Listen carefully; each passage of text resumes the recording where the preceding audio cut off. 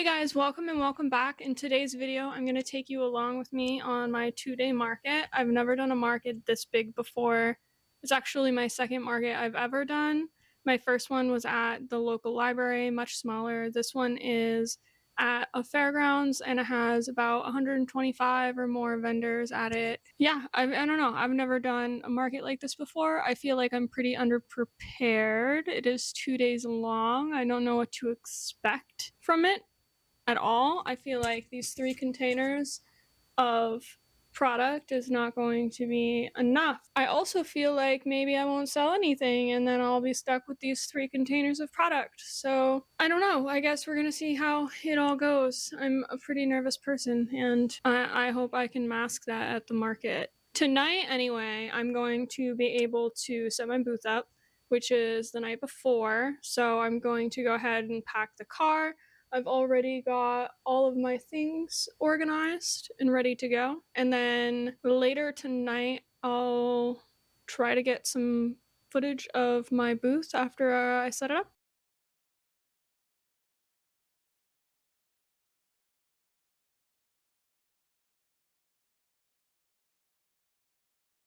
I'm sorry, this lighting is bad, but I wanted to stop in and give a little update. It's like 10 o'clock at night right now, and I went and set up my booth, but not before I had gotten into my car and tried to turn it on, and my car battery had died because I left the dome light on in my car apparently overnight. I didn't realize that I don't even know how I managed to do that. I don't really know how I managed to do a lot of things, to be honest, but I did. And then we had to take Justin's car, so we had to move everything into my car and then do that. And then we went to Kodo's for dinner because it was his mom's birthday. That was pretty good. So now it's 10 o'clock at night and I'm gonna be up in the morning for the craft show. It's gonna be the first day tomorrow morning.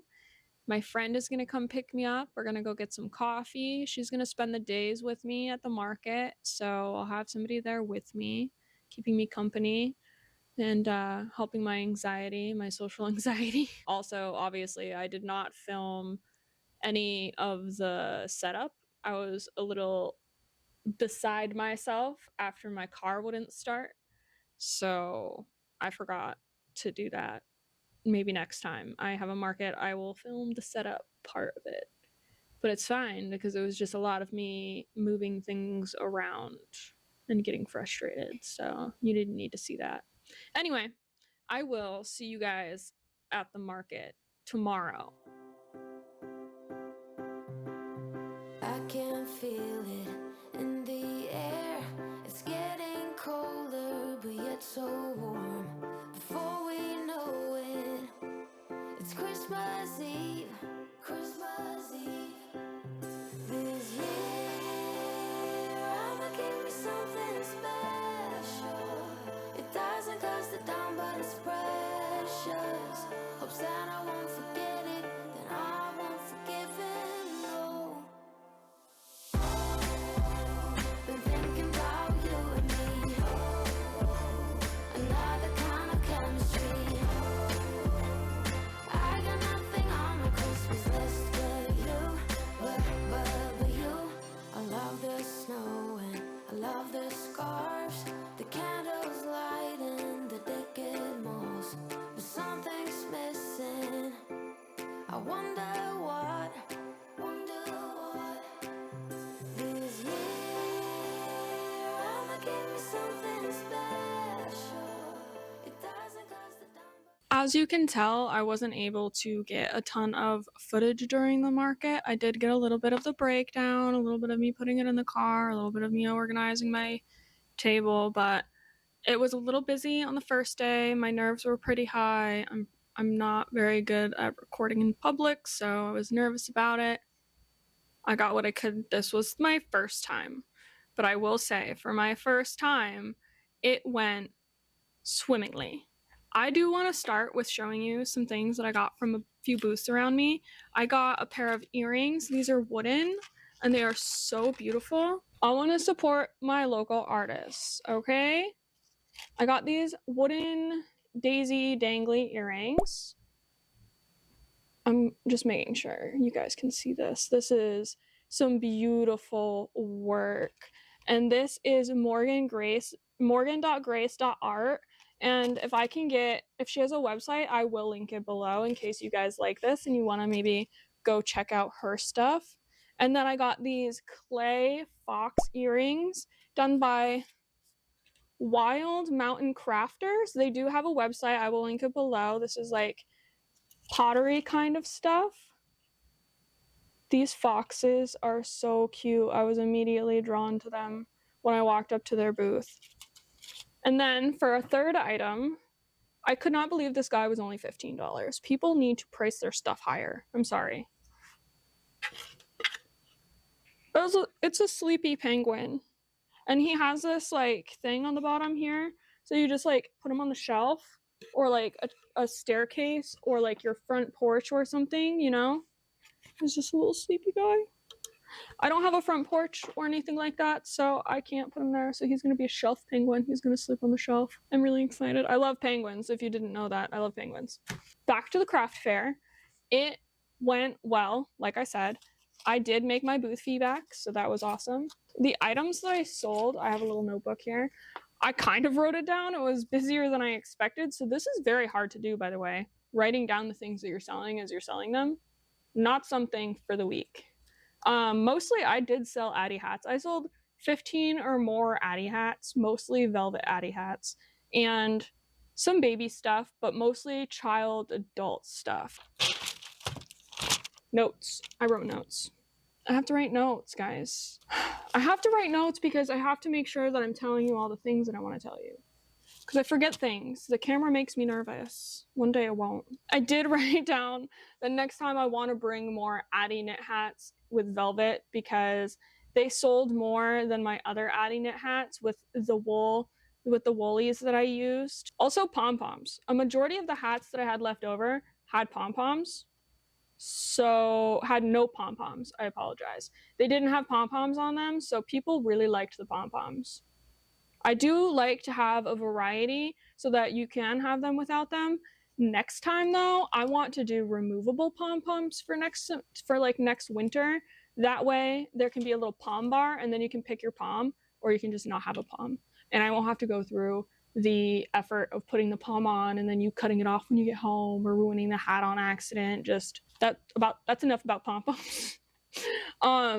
Yeah, no, like I said, I didn't sell as many baby hats or anything baby related as I expected. I expected to sell a lot more baby stuff and not as much adult things. I don't know why I thought that. I think it's just because baby stuff is small and it's cute and everybody has a baby right now. Again, I didn't sell a lot. I sold a few pacifier clips, like 2 pairs of booties, maybe like 1 newborn hat. But I sold a toddler bag. That's not baby though, that's toddler. Baby stuff, not super popular like I expected. Velvet, yes. Baby, no. My best selling points were between like 60, or between like $6 and $30. So like my pacifier clips and my keychains, I sold a few of those, and up to like my Addy knit hats, which I will admittedly say they are $30 because they don't take me that much time to make. I can't justify charging more than that for an Addy knit hat.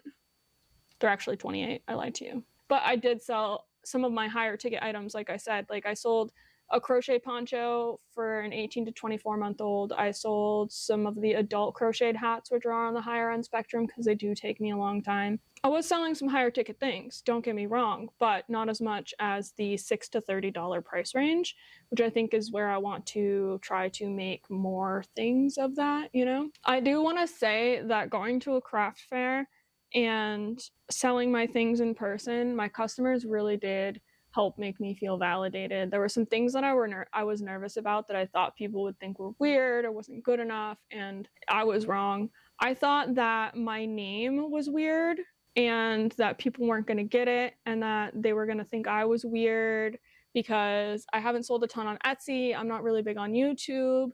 And I take it really personally sometimes because I'm kind of hard on myself and I'm like, oh, it's probably because my name is stupid or like something like that. I know. It's not, I'm fine. But like I got so many compliments on my name.